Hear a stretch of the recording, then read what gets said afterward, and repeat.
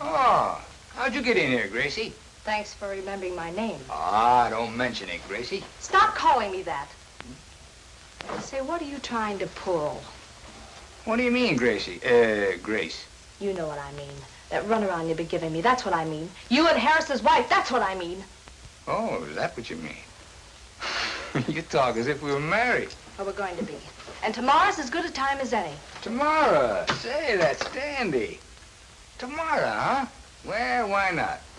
You got as much chance of marrying me tomorrow as today. That's no chance at all because, guess what? I'm already married. You're a liar. You think so? Well, the next time you're in Chicago, you go to 46 Eagle Street. And if you don't find Mrs. Michael Kelly there, I'll marry you any day you say. I ain't kidding. I'm not kidding you. You've been taking me for sucker all this time. Honey, you never asked me if I was married. Anyway, what's the difference? You did all right with me. I'm gonna hock the Harris up to my ears. Where are you going? Out. I got a date with a lady. You know what a lady is? Nah, how could you? You know anything about sculpting? You know anything about the opera? Nah, all you know is how to spend money, huh? Well, so long, Gracie. I gotta be going. I'm going with you. You're not going to shake me now. Yes, I am. You dumped me once. Now I'm dumping you. For good. You better promote yourself another meal ticket. Oh, no, Mitch. Maybe it was that way in the beginning, but not now. Not anymore. It's the first time in my life. Please, Mitch, I'll do anything. Why don't you call up Johnny Dunn? All right, big shot, try it. I'll make the biggest stink that's ever smelled in this town. I'll Oh, no. You're gonna be a good little girl. Because if you aren't, I'll put you in the hospital for a long, long time. I gotta change now. Don't be here when I come out. But now we come to a period that I call the battle for identity. Lies my grandma told me. Yeah, superstitious devices. Lies my grandma told me. What? Urban mythological rules of bubble mice. Yeah. Salut les kids et bienvenue dans L'Intendant Godard, saison 13, épisode 6. Cette semaine, émission Seul contre tous, Paranoïa et l'enfer c'est l'autre. Le cinéma français profite de la crise des studios hollywoodiens qui sont covidés pour faire péter tous ses scores, ce qui ferait dire à nos producteurs hexagonaux qu'on est les champions. On est tous ensemble, c'est le grand jeu, le cinéma français est debout. Cette passion du pognon toujours les rassemble. Allez les bleus, mais on ne sera pas tous avec vous. Eh oui, vous êtes bien dans En attendant Godard, l'émission de cinéma quel est mieux que les autres. Et donc au programme ce soir, nous ne parlerons pas du tout de cinéma français pour ne pas soutenir l'effort du cinéma national qui donc effectivement en ce moment profite de la crise des studios américains qui ne sortent plus trop de films, voire pas du tout quasiment chez nous, ni même chez eux d'ailleurs, parce que tout est repoussé à l'année prochaine ou alors directement sur les plateformes de Disney. Mais donc deux films de vieux cul, donc pas de films qui sortent en salle, hein, mais donc deux films sortis récemment en DVD et Blu-ray. D'abord sorti chez Rimini Éditions, la ressortie de Le Champion de Mark Robson avec un tout jeune et énergique Kirk Douglas. Puis après nous parlerons de Piège pour Cendrillon de André Cayatte, film de 1965 ressorti par Gaumont Vidéo. Et pour parler de ce joli programme autour de cette table, bien évidemment la fine fleur de la critique du Grand Ouest, il y a le docteur Erwan. Bonsoir docteur. Bonsoir. Il y a Justine qui nous revient après 2 semaines d'absence et qui a été offusquée par nos propos tenus la semaine dernière. Bonsoir Justine. Bonsoir, et je tiens à préciser que non, je ne suis pas pro-flic. Merci Thomas. Alors ce n'est pas moi qui ai osé sortir cette assertion, hein, c'est la personne à ma droite, en l'occurrence, le docteur Erwan. Les absents toujours tort. Exactement. À propos d'absents, donc Thibaut n'est pas des nôtres ce soir, car il a l'étrange idée d'être à Saint-Brieuc. Donc voilà, il est chez les Briochins pour parler de films de Miyazaki. Et donc on va pouvoir le traiter de connard. Exactement. Voilà, on va pouvoir en profiter. Exactement. À la mise en scène de cette émission, il y a Valentin. Bonsoir Valentin. Bonsoir. Donc avant de passer à la section critique de cette émission, les agendas. Demain au Tambour, soirée Dystopia Now, donc sur le campus de Rennes 2, avec à 18h des écrans variables, donc plusieurs petits courts-métrages, et à 20h30 le Feel Good Movie de Richard Fleischer, Soleil Vert, avec Charlton Heston. Voilà, une vision joyeuse et enchantée du futur. Au TNB, pour rester, je pense, dans la joie et la bonne humeur, donc jeudi prochain à 20h, donc au cinéma TND, vous aurez le plaisir de voir 8 courts-métrages dans le cadre d'une sélection ciné expérimentale qui vous est proposée par le professeur de cinéma à Rennes 2, Eric Touvenel. Donc voilà, un des éminents amateurs éclairés, voire spécialistes du cinéma expérimental français, et en tout cas breton. Et donc Eric vous présentera ces 8 courts-métrages qu'il a sortis de son chapeau, et croyez-moi qu'il y en a sous la pédale, donc ça promet d'être très très intéressant.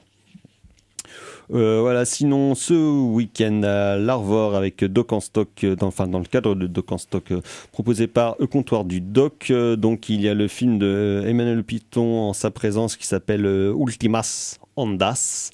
Donc c'est un moyen métrage de 40 minutes et le réalisateur sera là pour parler de ce film-là, Justine. Ça fait 1 heure, je crois. 1 heure ? Ouais. D'accord. Et c'est super. Voilà, bref. Un avis critique éclairé. Merci. Donc dans l'agenda national, demain sort le nouveau film de Thomas Winterberg, Drunk, avec Mads Mikkelsen, donc sur des gens qui vont boire, comme son titre l'indique habilement, mais comme c'est danois, ça risque d'être un peu déprimant quand même. Je pense. Parce que l'humour, c'est pas trop leur truc. Mais il faut voir. Oui, mais je pense aussi, il y en a des gens motivés. On en parlera la semaine prochaine, ainsi que d'une ressortie en Blu-ray chez Elephant Film, le Lorenzo's Oil de George Miller, qui est ressorti récemment, qui est pas la moitié d'un chef-d'œuvre, donc ça sera une émission vraiment encore feel good. Sinon, donc, dans le rayon des sorties nationales, il y a pour vous les enfants Les Trolls 2. Le dessin animé. Il y a le nouveau sous Taken de Liam Neeson, The Good Criminal. D'accord. Où Liam Neeson va péter la gueule à des gens parce qu'ils ont probablement fait soit du mal à sa femme ou sa fille, ou alors un mec dont la femme est morte, mais il va quand même leur péter la gueule. Film de Liam Neeson, quoi. Ce qui compte, c'est qu'il pète la gueule des gens, quand même. Exactement. Sinon, il y a le dessin animé Calamity, donc sur la jeunesse de Calamity Jane, film d'animation qui passera notamment à l'Arvor à Rennes, si je ne m'abuse. Et sinon, dans le rayon des comédies françaises. Il y a donc le nouveau film en tant que metteur en scène, j'ose le dire, de Tarek Boudali, donc le complice de Philippe Lachaud dans Les Babysitters notamment, qui avait déjà mis en scène un film il y a 4 ans qui s'appelait Épouse-moi mon pote, qui est un des films les plus homophobes que j'ai vu de ma vie, et pourtant croyez-moi que dans la comédie française, ça y va quand même franco, donc là c'est plutôt une comédie d'action qui s'appelle 30 jours max. Ah, ça a l'air pas bien ça. Ah oui, je confirme. Avec des tas d'acteurs qui ont l'air d'être vachement connus mais que moi je connais pas. Bah c'est les mecs qui jouent dans justement ce qu'on appelle la bande à Fifi, les films de Philippe Lachaud, donc les Babysitting 1 et 2, le Nicky Larson, le secret de Cupidon. Ah ouais, d'accord, c'est pour ça que je les connais pas en fait. Voilà, exactement. Il n'y a que toi qui les as vus. Oui. Non, alors vu les résultats au box-office, je pense que malheureusement je ne suis pas le seul. Mais bon, Tarek Boudali, je ne dirais pas une certaine affection, mais il me fait un peu rire parce qu'il ressemble à un très bon ami à moi, Anthony, que tu connais. Il y a des faux airs, donc voilà. Salaud, il profite de sa ressemblance avec des amis à toi pour te faire venir dans les salles. Exactement. C'est plutôt moi qui traîne voir ça. Mais bon, bref. C'est une honte. Voilà. Donc voilà, dans le rayon des sorties. Donc voilà, on parlera peut-être du Winterberg et en tout cas du film de George Miller. On va passer à la section critique de cette émission, sauf si vous avez d'autres news cinéma. Messieurs, dames. Et donc, on va aller du côté de la boxe et du bel homme qui était Kirk Douglas, où la tentation est quelque chose de dur à combattre.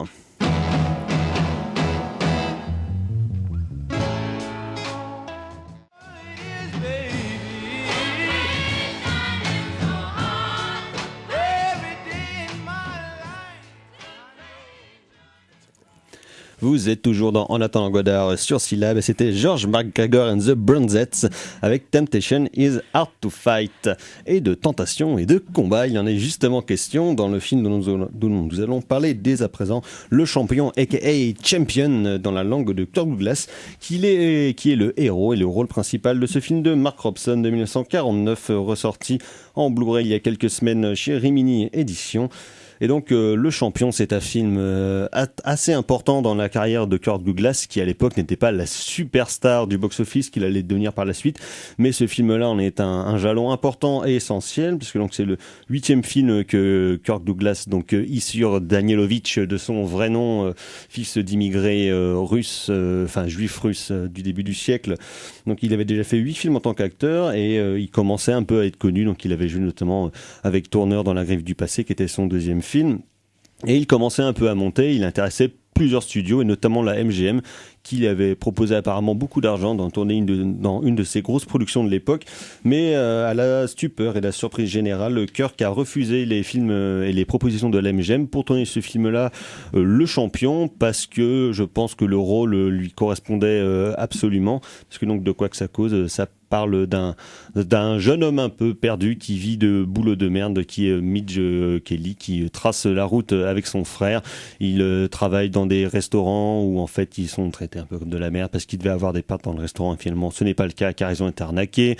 Il se marie avec une femme qu'il ne veut pas épouser mais qu'il a envie de séduire. Il repart sur la route et là il tombe donc sur un homme qui lui propose de faire des combats de boxe, et c'est là qu'il se rend compte que finalement à travers la boxe et le combat il pourra accomplir sa destinée et enfin être quelqu'un, enfin être considéré et ne pas être vu par tous les gens qu'il croise comme une sous-merde en gros. Mais donc évidemment sur la route, en voulant accomplir son destin et son destin à lui, il va laisser sur le bas-côté à la fois des cœurs brisés, soit de son frère ou de ses compagnes, mais aussi des côtes fêlées. Donc destinée tragique, donc film de Mark Robson assez étonnant, mais qui surtout est étonnant et intéressant de par la persona de Kirk Douglas qui donne un relief au film absolument éclatant. Effectivement, c'est le film qui va contribuer à faire de lui une superstar, car dedans, il éclate de tout son charisme et de tout son talent, où il est à la fois, je pense qu'on en parlera, mais c'est un corps et c'est un jeu d'acteur qui est assez à l'opposé de beaucoup des jeux de l'époque. C'est quelque chose de très très excessif. Je sais pas si c'est la cocaïne de l'époque qui était surchargée, mais lui en tout cas, il est en... C'est les phéromones. Ouais, voilà, c'est les phéromones. Lui en tout cas, il est en très très grosse forme.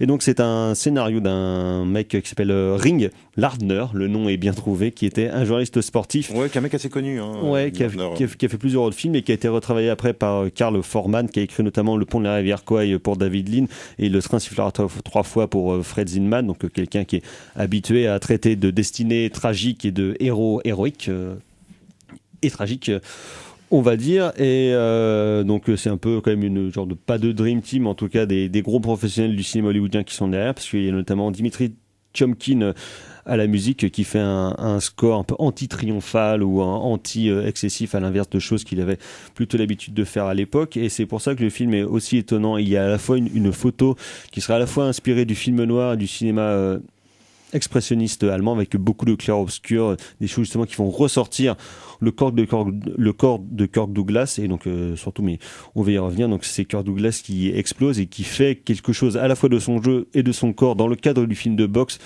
absolument, je trouve, assez phénoménal, d'autant que le film de boxe est quand même bien connu pour être souvent une métaphore des acteurs, ou en tout cas des parcours de vie de personnages un peu brisés. Ça a été notamment plus tard le cas pour Sylvester Stallone avec la saga des Rocky, mais là effectivement le rôle de Mitch Kelly est je trouve un reflet assez évident de Kirk Douglas, et ça ne m'étonne absolument pas que lui ait choisi ce film-là, parce que à la fois dans, je pense, la psyché du personnage et l'image qu'il a envie de renvoyer, ça lui correspond totalement.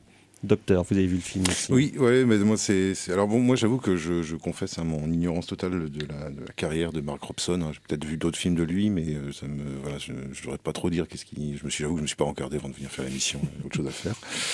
Donc du coup, moi ce qui m'a outre l'aspect esthétique, moi je trouve où il y a vraiment plein de plans très sympas, plein d'effets de mise en scène très cool.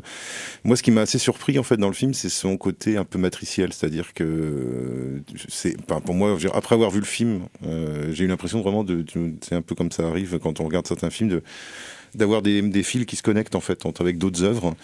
Et effectivement, tu parlais de Rocky, il y a des scènes d'entraînement dans le film. Des montages. Il y a des montages avec des d'entraînement. progressions d'entraînement, effectivement, qui vont être repris, pas tels quels, mais qui vont quand même être repris par Rocky. Et puis surtout, enfin, c'est pour moi c'est un peu pour moi la matrice de Raging Bull de Martin Scorsese, quoi. Je veux dire, c'est pas possible que Martin Scorsese ait pas vu ce film-là. Bon, il l'a sûrement vu parce qu'il a tout vu, mais c'est pas possible, voilà, qu'il soit pas inspiré, parce qu'en fait, il y a vraiment plein d'éléments à l'intérieur du film. Y compris en termes visuels. Hein, Voilà, mais... y compris en termes visuels, les scènes de boxe notamment, avec des éclairages très crus comme ça, avec un noir et blanc très contrasté, avec on voit pas beaucoup le public. Même si je trouve que par exemple, c'est pas forcément les scènes de boxe les plus impressionnantes de l'époque. Non. Par exemple, par rapport au film de Raoul Walsh, A Gentleman Jim, Ouais. avec Carol Flynn, où là, on les trouve beaucoup plus au cœur du combat, alors que là, il est un peu plus distancié justement. En fait, ça fait un peu penser en fait à ce que Kubrick va faire dans Le Baiser du tueur quelques années plus tard. Donc, j'aurais tendance à dire que Kubrick a dû voir ce film-là aussi, parce que notamment le fait de traiter en fait comment est-ce qu'on fait quand on n'a pas 40 000 figurants justement pour faire un match de boxe. Ben, on met tout le monde dans le noir, on en met juste sur le premier rang, et puis on fait tout avec du montage sonore. Donc et on filme le ring. Voilà, et on filme le ring. Mais bon, il y a des bonnes patates, il y a des bons. Je trouve qu'il y a des moments de montage, des moments de cadrage qui sont plutôt intéressants, et donc qui sont très Raging Bull. Enfin, le combat final, moi je trouve qu'il y a une espèce de combat, Ouais, de combat châtiment. En termes pas de violence graphique, mais de brutalité, parce que quand même souvent le perso de Kirk Douglas se fait ramasser la gueule et de manière bien violente, quoi. Et puis des maquillages qui sont très et puis il y a toute cette histoire avec son frère, et c'est marrant parce que c'est vraiment George Kennedy. Arthur Kennedy, George Kennedy. Non, il y a plus dans l'avion, il y a un flic pour sauver la reine. C'est pas tout à fait le même profil. Alors qu'il y a Arthur Kennedy, qui est un acteur qui moi me fait penser diablement à Kiefer Sutherland. Voilà, j'ai trouvé très Kiefer Sutherland pendant tout le film, et qui est très bien quand même. Non, mais qui est très bien, qui est très bien. Et alors c'est marrant parce qu'il y a une histoire de trio amoureux, parce qu'ils sont amoureux de la même femme en fait dans le film, qui est donc l'épouse officielle de Kirk Douglas, qui voulait pas épouser, mais dont le frère est amoureux. Et alors c'est marrant parce qu'il se passe quelque chose, sans trop révéler, il se passe quelque chose qui est en fait l'inverse de ce qui se passe dans Raging Bull. Et il y a une rivalité de frères autour d'une même femme. Fuck my wife. Je m'y attendais presque. Je m'attendais presque à ça. Non, évidemment, ça se passe pas tout à fait pareil. Donc évidemment, c'est pas traité de la même façon, mais c'est évident, voilà, que c'est vraiment un film assez matriciel. Et puis au-delà de ça, moi, je trouve qu'au-delà de ce que tu disais sur la trajectoire des acteurs, c'est vrai que les films de boxe ont toujours une valeur métaphorique. Ce qui fait d'ailleurs qu'ils sont intéressants, parce que moi qui suis pas un fan de films sportifs, par exemple, je trouve que le film de boxe, c'est peut-être un des seuls sous-genres du film sportif que moi je trouve vraiment intéressant. Souvent parce que c'est mélangé évidemment avec le film noir. Et parce que ce sont plus des films de personnages. Voilà, et parce que c'est des films de personnages, alors que voilà, moi je suis pas très intéressé par la boxe dans la réalité, mais par contre au cinéma, je trouve que ça passe très bien sur l'écran. Et puis c'est très cinégénique. Voilà, le ring, les rapports avec la mafia, avec les entraîneurs, espèce d'amitié virile, voilà, donc tout ça fonctionne. Voilà, ça fonctionne très bien. Mais moi, je pense même que le film va plus loin que ça. C'est-à-dire que pour moi, il y a vraiment quelque chose d'assez acide à l'intérieur de ce film-là, à travers la trajectoire de ce personnage, qui est une espèce de remise en cause quand même du rêve américain, en fait. C'est-à-dire de l'idée du mec qui part de nulle part et qui devient super connu. En fait, c'est un prologue qui se déshumanise au fur et à mesure de ses victoires personnelles et ses combats. Plus il devient riche, plus il devient encore plus arriviste, égoïste. Et c'est pas juste le milieu, en fait, qu'il corrompt, en fait. C'est que lui-même a ça au fond de lui, en fait. Et ça, c'est intéressant de voir comment l'individualisme, comment Kirk Douglas représente une espèce de symbole de l'individualisme américain, mais du rêve américain, du rêve américain, de l'homme qui va réussir. Voilà. Sauf que évidemment, Robson nous montre ce que justement, on va dire la vision Disneyland nous cache, c'est-à-dire que pour achever ce rêve individuel, faut écraser la gueule de tous ceux qui sont autour de soi, et c'est ce qu'il va s'employer méthodiquement à faire avec les femmes et avec ses proches, avec son entraîneur, avec son frère, et d'une manière générale avec tous les gens qu'il croise, quoi. Et je trouve que et sans révéler le final du film est intéressant parce que ça montre bien à quel point cette idéologie de l'American Dream, c'est ça. Inattendu d'ailleurs, parce que c'est comme très très désespéré. Ouais. C'est à l'inverse justement d'un truc qui se vendrait le triomphaliste, ou c'est assez désespéré. La notion de victoire est assez amère. Une amère victoire, comme pour citer le titre d'un autre film. Mais voilà, il y a vraiment, moi je trouve cette espèce de pour un film de 49, alors après c'est peut-être pas si étonnant que ça, on est juste après la guerre,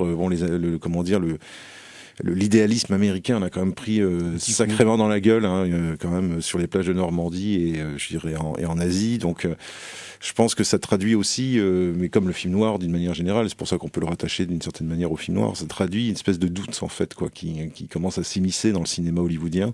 L'idée que justement il n'y a pas les méchants, les gentils, que tout est pas binaire et que un héros peut être un personnage assez foncier, à la fois assez foncièrement antipathique. Et en même temps hyper charismatique, parce que c'est quand même, et c'est là où moi je trouve le grand talent de Kirk Douglas, c'est que on arrive, c'est un salaud, mais on arrive et on le trouve assez admirable en fait, quoi, parce qu'il y a ce corps. Alors qu'il est vraiment détestable comme personnage. Ouais, c'est un personnage d'ordure, égoïste, arrogant, mais il a une classe qui est absolument folle, qui fait que tu acceptes complètement que toutes les femmes pensent qu'à une chose, c'est de coucher avec lui, parce que dès qu'il arrive, il exhale la masculinité. J'ai lu ce week-end, du coup, la première partie de son autobiographie qui était sortie à la fin des années 80, Le fils du chiffonnier, où justement il revient sur tout son parcours et son enfance avec ses parents juifs immigrés, illettrés qui parlaient pas l'anglais, qui sont obligés de travailler comme de la merde. Lui, il vit dans les bas-fonds et au fur et à mesure, il va justement grimper. Et il revient quand même souvent sur le nombre de ses conquêtes qui a l'air assez impressionnante, où il le dit, machine, elle est tombée dans mes bras, et puis il m'a séduit, puis était super sympa, puis on a fait ça, tac, tac, mais ça revient constamment, quoi, sur son côté icône sexuelle, où absolument tout ce qui lui passait sous la main, entre autres, de toute façon, c'est un acteur à la robe, c'est un acteur comme de même trempe que Robert Mitchum, c'est-à-dire des mecs qui sans forcément être d'ailleurs des... c'est pas des beautés lisses en fait, c'est vraiment c'est des physiques assez singuliers, en fait, avec des traits assez son énorme trou de balle de menton, sa grande fossette, et il a des yeux un peu enfoncés, il a un physique assez particulier, mais il est sculpté, déjà il est gaulé comme c'est pas permis, quoi, et puis il y a un magnétisme, quoi, et Robson capte ça très bien, moi je trouve, dans le film, cette espèce de avec une photo qui est justement hyper ciselée, qui met toujours en valeur. Et cette espèce de puissance sexuelle, parce que c'est vraiment ça, quoi. Pour moi, c'est un pur concentré de phéromones qui se baladent et qui effectivement et séduit les hommes aussi d'ailleurs. C'est assez intéressant parce que la relation avec son entraîneur, il y a des entraîneur-manager. Voilà, entraîneur-manager qui est joué par un acteur qui s'appelle Paul Stewart, je crois, et qui est un acteur qu'on avait pu voir dans Citizen Kane, puisqu'à la fin il joue le rôle du majordome de Citizen Kane, qui est le dernier témoin en fait du film, et qui est un excellent acteur, moi je trouve comme avec le frère, hein, c'est deux super seconds rôles.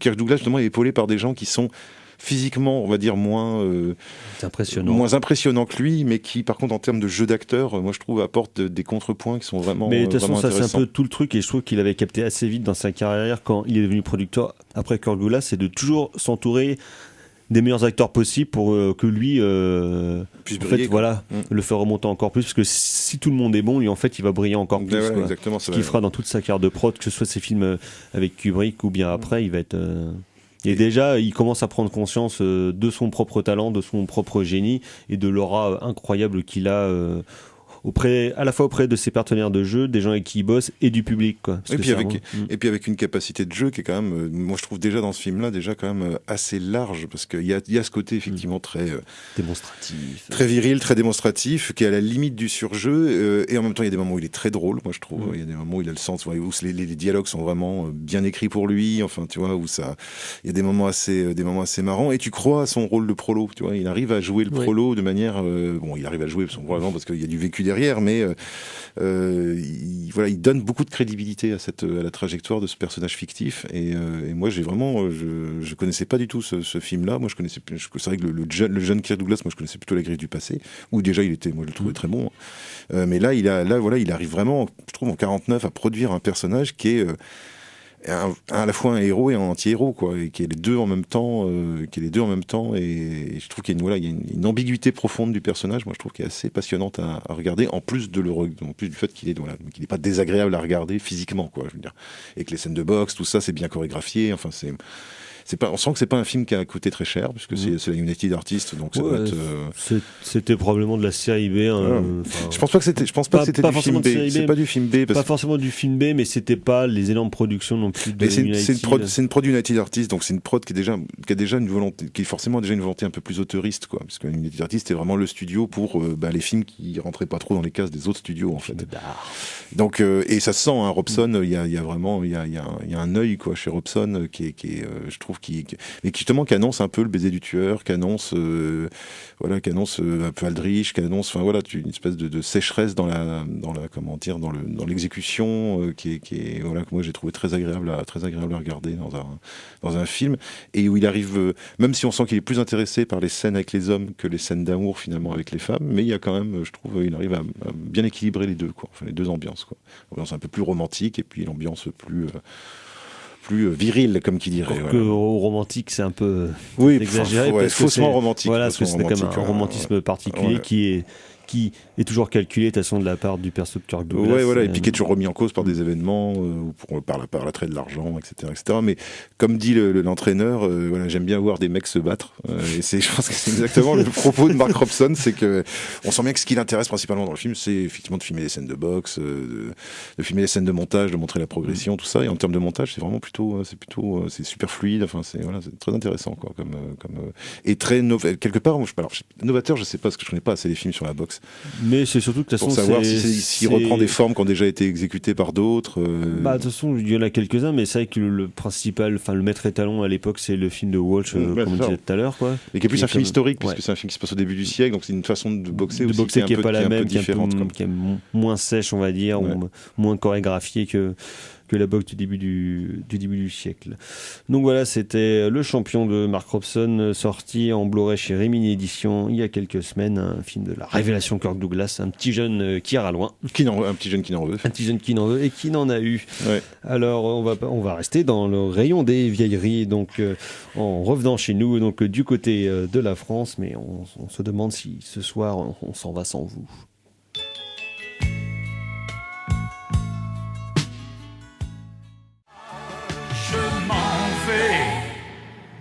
Sans vous.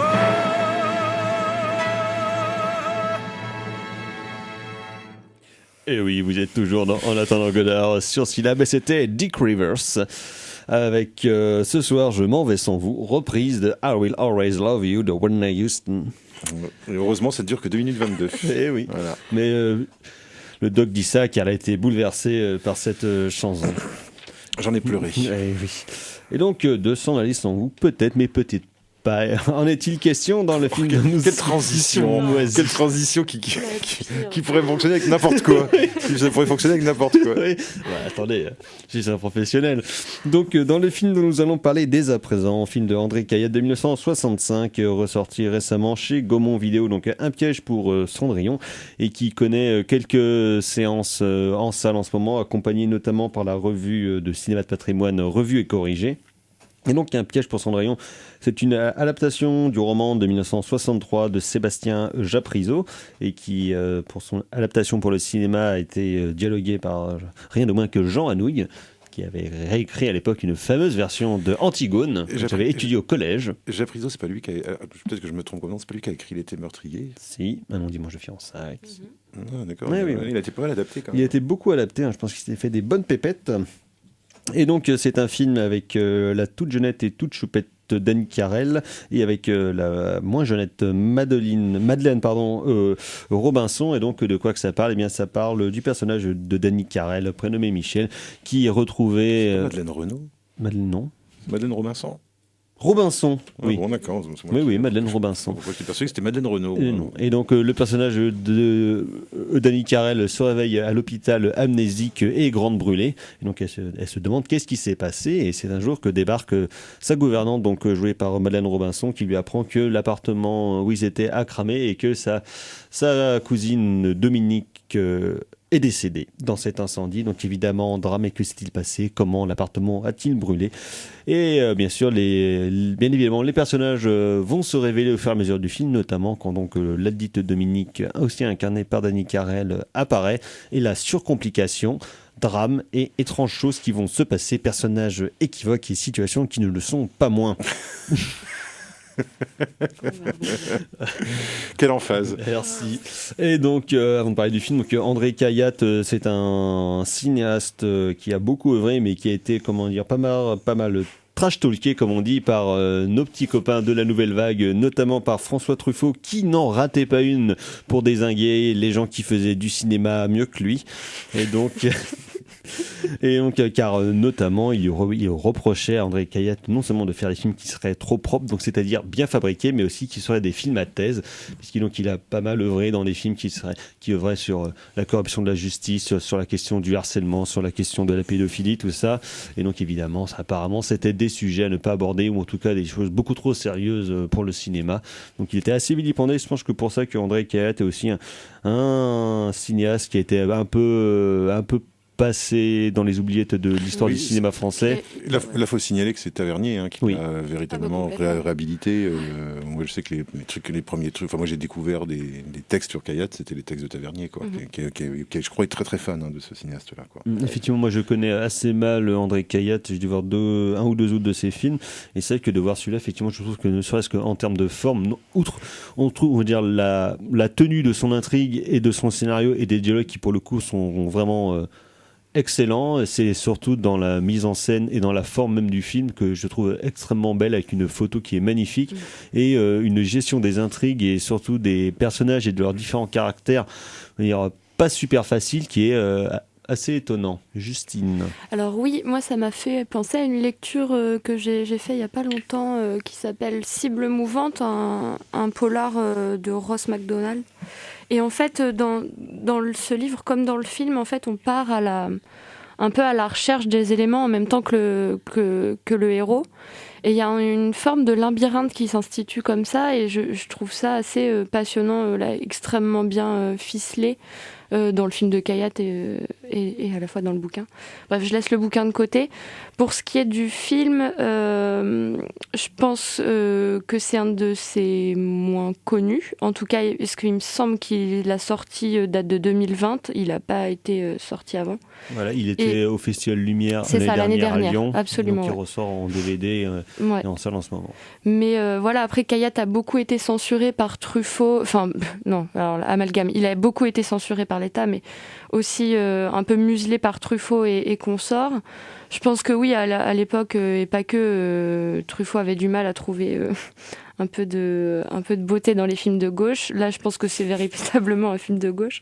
Mais pour ce qui est du film à thèse, moi je trouve que dans celui-là, il n'y a pas tellement de choses, parce qu'au contraire, on échappe à un vrai manichéisme. C'est-à-dire que Do, que Mi, donc Dany Carrel, plus en fait elle a un troisième personnage qui est aussi l'amnésique, en fait, qui est complètement déshumanisé. Elle va essayer tout au long du film de retrouver un peu son identité. Je trouve que là, en fait, on la voit tour à tour cinglante, extrêmement arrogante, méchante, parfois beaucoup plus douce, beaucoup plus bienveillante, et du coup il n'y a pas de réalité à laquelle s'accrocher. Et c'est pour ça que le manichéisme, il peut pas prendre en fait de cette base là. Donc là, d'une part, je trouve ça extrêmement intéressant, et d'autre part, je trouve que la quête d'identité, elle est vachement bien matérialisée par le jeu des miroirs dans le film. Je sais pas si on le voit très bien, mais des reflets complètement, où en fait on a l'impression de prendre pour acquis quelque chose, puisqu'en plus on le voit une deuxième fois à l'écran à travers le miroir, que ce soit pour sa gouvernante, qui est un personnage absolument odieux, mais au début on a peut-être un peu d'empathie pour elle ou pas. Et quand on la voit, par exemple, dans le miroir, on se dit « Ah oui, donc en fait, voilà, bon, on essaye de se raccrocher au bien, au mal, grâce au miroir, moi, je trouve. » Et finalement, tout se fracasse dans la scène d'après, où on se rend compte que la vérité n'était pas du tout celle qu'on pensait être là, en fait. Oui, voilà, parce qu'il y a une genre de bascule à la fois dans l'intrigue et dans presque la représentation des personnages d'une scène à l'autre. Donc qu'on soit avec le personnage de Do ou bien avec le personnage de Michel, quoi. C'est assez déstabilisant justement comme fonctionnement d'intrigue, parce qu'on sait jamais sur quel pied on va danser. Et Erwan, on parle un petit peu avant l'émission sur un côté du film qui ferait un peu Clouseau dans les films de l'époque, notamment dans Les Diaboliques, ou bien ce genre de choses, quoi. Un côté un peu pervers en plus dans les relations entre les personnages. Et puis il y a une bonne idée, moi je trouve, c'est le fait que il faut préciser que le film est construit sur 3 flashbacks en fait, qui sont racontés par 3 personnages différents, qui ne se connaissent pas les uns les autres en plus. Et c'est ça que je l'ai trouvé intéressant moi pendant tout le film, et c'est ça qui fait que l'intrigue tient à mon avis aussi, c'est que pendant tout le film, assez rapidement on comprend qu'on peut pas faire confiance au flashback, c'est-à-dire on peut pas faire confiance à ce que les gens nous disent. Et parce qu'ils ont déjà montré, et d'ailleurs le personnage de la gouvernante, je trouve ça assez intelligent de nous montrer sa duplicité assez tôt dans le film. Parce que quand c'est à son tour de raconter le flashback, c'est pas elle qui raconte le premier, c'est elle qui raconte le deuxième flashback. Quand c'est à son tour de raconter le flashback, bah du coup, on ne sait pas si ce qu'on nous raconte c'est la réalité ou est-ce que cette réalité-là va être remise en cause par un flashback postérieur qui va nous changer complètement d'optique. D'autant plus que d'un flashback à l'autre, effectivement, l'identité du personnage évolue.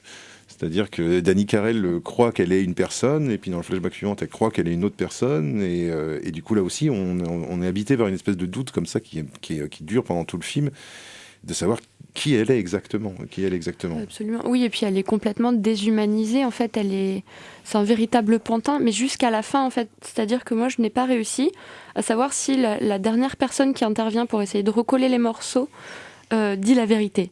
En fait, on ne sait pas qui elle est. En fait, on ne sait pas si... voilà. Et je trouve ça extrêmement habile, en fait, de nous tenir comme ça en haleine, grâce d'une part au flashback, mais aussi d'impliquer le spectateur. Et ça, je trouve que Kayat le fait beaucoup. C'est-à-dire qu'il est jamais dans la monstration, ou en tout cas dans l'injonction à penser ceci, cela. Il laisse le spectateur vachement plus libre. Et là, c'est totalement le cas. C'est-à-dire qu'à la fin, on ne sait pas, et il faut accepter de ne pas savoir aussi. D'autant plus que contrairement, par exemple, à Hitchcock, par exemple, il n'y a pas de preuve absolue dans le réel, en fait, de l'identité du personnage. C'est-à-dire qu'il n'y a pas un MacGuffin, en fait, qui nous dirait c'est elle ou c'est elle, quoi. C'est mi ou c'est do. Et ça, je trouve que c'est vraiment un parti pris qui m'a assez étonné, en fait. Je m'attendais pas du tout à une construction comme ça. Je m'attendais à quelque chose de beaucoup plus classique, moi. Comme récit criminel, et c'est vrai que c'est le fait parce que c'est un film c'est un film de regard et c'est un film de point de vue, quoi. C'est-à-dire Dani Carrel, je trouve aussi que Kayat se débrouille bien pour figurer la parce qu'en fait le truc c'est qu'elles sont cousines, mais en fait elles sont quasiment jumelles, en fait. Enfin, elles sont jumelles. Ce qui déjà introduit une ambiguïté, c'est-à-dire qu'elles sont pas sœurs, mais elles sont jumelles quand même, quoi. Donc il y a une espèce de ressemblance. Donc la question déjà, c'est est-ce qu'elles sont vraiment cousines ? Est-ce qu'elles sont pas sœurs, quoi, justement? C'est déjà un doute qu'on peut avoir sur la réalité de la relation familiale entre les deux personnages.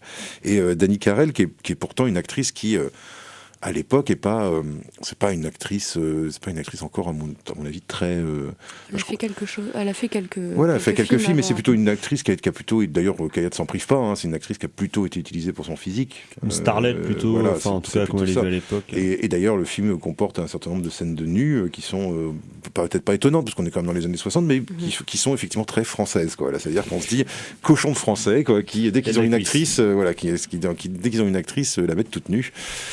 Et c'est vrai que, mais justement, je trouve que Dani Carrel s'en sort bien et Kayat la dirige bien, parce qu'en fait, elle arrive. Moi, par exemple, j'ai pas eu de confusion entre c'est-à-dire quand elles sont dans les scènes où elles sont ensemble.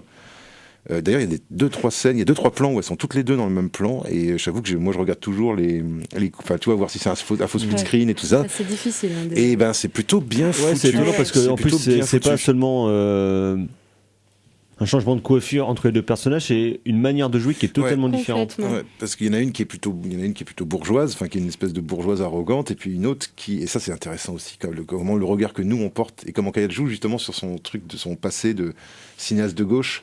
Pour nous enfumer, c'est-à-dire qu'il y a d'un côté la bourgeoise, de l'autre côté la prolo, et on prend parti au départ pour la prolo en se disant la pauvre fille, elle a été maltraitée, humiliée par cette cousine bourgeoise qui l'utilise comme un jouet, et puis en fait le problème c'est que c'est pas si simple que ça, et que la perversité en fait elle est également répartie chez tous les personnages féminins du film, en fait, sauf quand elle est amnésique, quoi, justement, où là elle perd complètement cette perversité, quoi.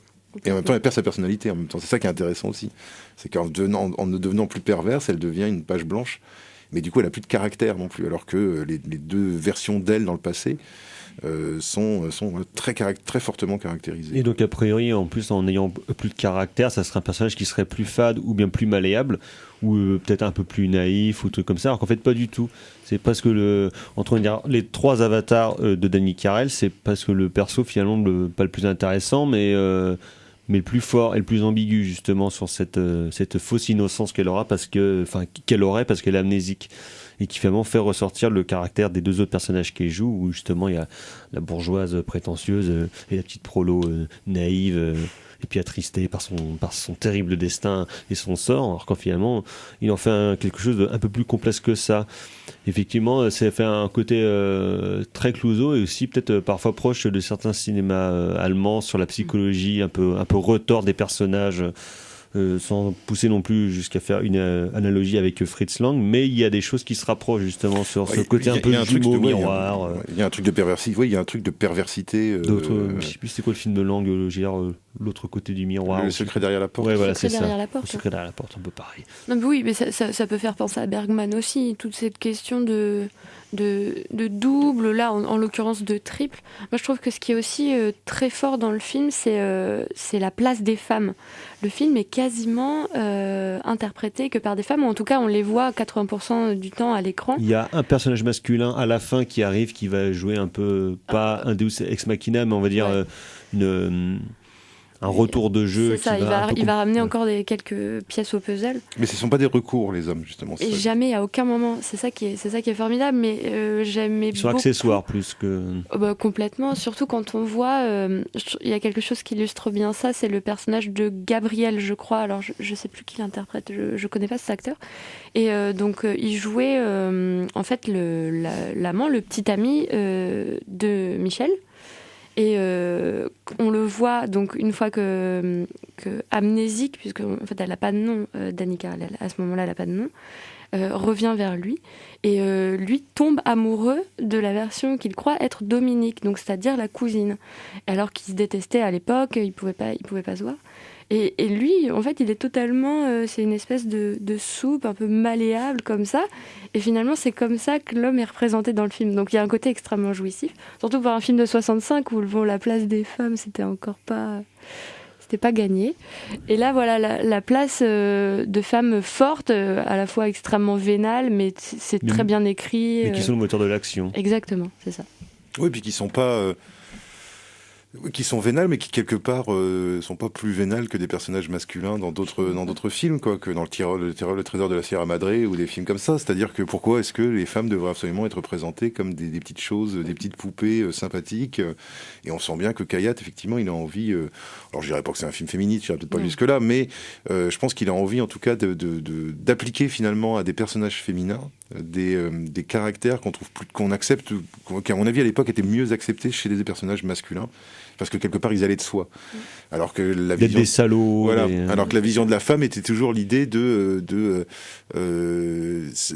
à moins de, même la femme fatale quelque part, la femme fatale c'est une victime des apparences, c'est une victime des autres hommes, donc même la femme fatale finalement elle va commettre des crimes ou elle va participer à des crimes, mais c'est pas de sa faute. Voilà, mais c'est pas totalement de sa faute, voilà, c'est pas totalement. Ça dépend chez qui. Ouais, enfin voilà, moi ça faisait longtemps que j'avais pas vu un film comme ça, ancien comme ça, avec voilà, qui fait vraiment penser au Maléfique de Clouseau, quoi, avec des vrais complots de femmes. Diabolique, pardon, pas au Maléfique, au Diabolique de Clouseau, et avec des vraies conspirations intraféminines. Où effectivement les hommes ne font que passer et n'apparaissent que quand ils servent à quelque chose. Oui, puis c'est fou de voir aussi l'ambiguïté qu'il y a à travers les relations entre les femmes. Il y a quand même des fois des tensions que j'ai presque senties sexuelles, c'est-à-dire qu'il y avait quand même... C'était quand même vachement fort, quoi, de voir... Très sexuel ces deux films, ce soir. Hein. Bah oui, puis alors, avec effectivement... Alors là aussi, c'est sans doute un peu daté comme représentation, mais avec, dans le personnage de Madeleine Robinson, enfin pour moi, des répliques qui nous disent clairement qu'elle est homosexuelle, quoi, et qu'elle a une relation... avec sa pupille quand elle était adolescente, quoi. Ce qui rajoute encore plus d'ambiguïté. Notamment, il y a une scène justement avec un miroir là qui est très bien où elle bloque contre le miroir. Enfin, il y a une espèce de violence justement qu'on attendrait plutôt d'un personnage masculin. Même si par ailleurs il y a quand même des paires de claques, hein. Il y a quand même des mecs, il y a quand même des paires de gifles qui sont assénées. Mais par exemple, justement, ça c'est intéressant. Par exemple, il y a un moment, donc le personnage du garagiste se fait séduire dans l'ascenseur. Et très bien cette scène-là, se fait séduire dans l'ascenseur. Et ce mec-là, dont qu'on nous présente comme le type bien du film. C'est le fameux Gabriel, justement. Voilà, c'est le fameux Gabriel. Qu'est-ce qu'il fait? Au lieu d'appuyer sur le rez-de-chaussée, il appuie sur le 5e étage. Il remonte et il va choper la fille qui l'a tenté, mais il le fait quand même préalablement. Il lui retourne quand même une bonne paire de gifles. Et c'est marrant parce que Madeleine Robinson va le refaire plus tard exactement de la même façon. C'est-à-dire, elle va avoir exactement le même geste de la double claque. Et pour moi, c'est le même rapport de violence et de séduction en même temps qui agite le personnage masculin et le personnage féminin, qui sont finalement assez réversibles, en tout cas dans le regard qu'ils portent sur cette jeune fille bourgeoise, à la fois un peu délurée et en même temps complètement inatteignable, quoi. Enfin, qui sait jouer de son charme justement pour obtenir ce qu'elle veut, mais qui est pas une oie blanche du tout, quoi. Au contraire, quoi, qui est quelqu'un qui maîtrise complètement ça, quoi. Donc et c'est vrai, et puis même il y a même du voyeurisme, enfin il y a quand même pas mal de trucs, quoi. Pervers. Voilà, il y a tous les personnages à un moment ou à un autre, à part Robert Dalban. Oui, parce que bon, tu peux pas. Qui est difficile de faire passer pour un pervers quand même, voilà, mais pour une icône sexuelle, quoi. Voilà, Robert Dalban. Mais à part, il y a une très belle scène comme ça, voilà, où elle va se faire virer de son boulot et la seule chose qu'elle dit, c'est elle dit merde. Ouais, je trouve ça très bien. Et Robert Dalban, il est complètement décontenancé parce qu'il sait pas absolument pas comment le personnage sait absolument pas comment répondre à cette jeune femme effrontée. Une bonne femme qui dit merde. Mais qu'est-ce que... Voilà, et déjà tu sens bien le scandale presque que provoque le simple mot dans la bouche de Danny Carell, quoi. Et je trouve que c'est assez. Je trouve ça, moi je trouve qu'il y a plein de trucs très sympas en fait, enfin très sympas, très. Feel good. Ouais, mais je trouve que là, c'est un parti pris qui est plutôt original, je trouve, dans le cinéma français. C'est assez étonnant, moi, je trouve que ce film-là soit pas plus connu quand même. Ouais. Moi, j'avais jamais entendu parler de ce film. Ouais. Donc, c'est Piège pour Cendrillon de André Kayat qui ressort en Blu-ray chez Gaumont Vidéo. Et si vous avez la chance de le voir en salle, donc car il passe dans un réseau très restreint, n'hésitez pas à y aller parce que le film est formellement.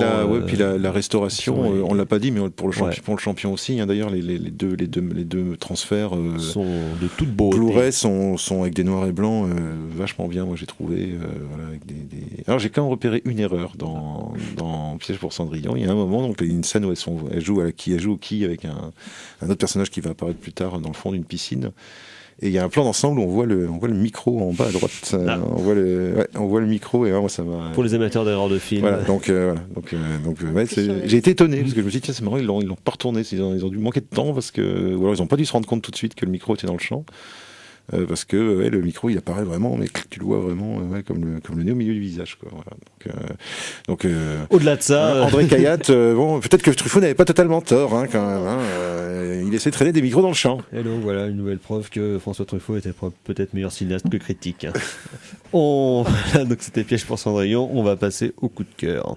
Tout à coup, Jean-Michel Mimosé. C'est de la merde. C'est de la merde. Je voudrais que tout le monde s'imprègne. Merde. Tout le monde s'imprègne de cette. C'est vraiment la plus grande merde des merdes. Les coups de cœur, Dr. Erwan.